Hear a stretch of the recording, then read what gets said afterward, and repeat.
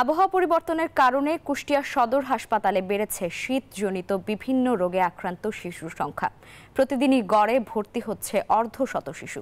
শয্যার তুলনায় রোগী প্রায় 5 গুণ হওয়ায় চিকিৎসা চলছে হাসপাতালটির মেঝেতেও। আতঙ্কিত না হয়ে শিশুদের বাড়তি যত্ন নেওয়ার পরামর্শ দিয়েছেন চিকিৎসকরা। দিনে গরম আর রাতে ঠান্ডা। শীত মৌসুম শুরুর আগেই আবহাওয়ার এমন পরিবর্তনে কুষ্টিয়া সদর হাসপাতালে প্রতিদিনই বাড়ছে শীতজনিত বিভিন্ন রোগে আক্রান্ত শিশুর সংখ্যা। জ্বর, সর্দি, কাশি, নিউমোনিয়া, ডায়রিয়া সহ নানা রোগে আক্রান্ত রোগী কেবল কুষ্টিয়া নয়, আশেপাশের জেলা থেকেও আসছেন হাসপাতালে। দিচ্ছে ঠিক আছে, কিন্তু সরকার থেকে কোনো ওষুধই দিচ্ছে না। ওষুধ যা আছে সব আমাদেরকে কিনে নিতে হচ্ছে। বাড়তি রোগীর চাপ থাকায় শয্যা সংকটে অনেকে ঠাঁই নিতে বাধ্য হচ্ছেন ওয়ার্ডের মেঝে ও বারান্দায়। রোগীর চাপ বেশি হলেও সাধ্যমতো সেবা দেওয়ার চেষ্টায় স্বাস্থ্যকর্মীরা। ইমার্জেন্সি থেকে ডাক্তার দেখছে, ডাক্তার দেখে যে রোগীগুলো ভর্তি দেওয়ার প্রয়োজন সেই রোগীগুলো ভর্তি দিচ্ছে।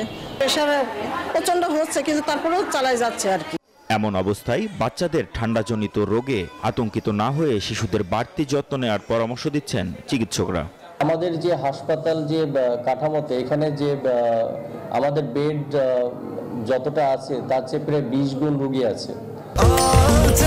স্বাস্থ্যকর অল টাইম হানিকম, সব সময় all time healthy life.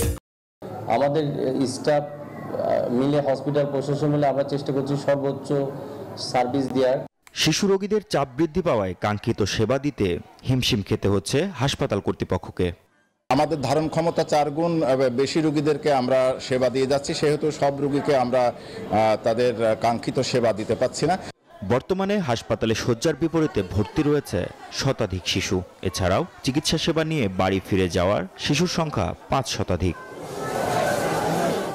Desk report, news 24।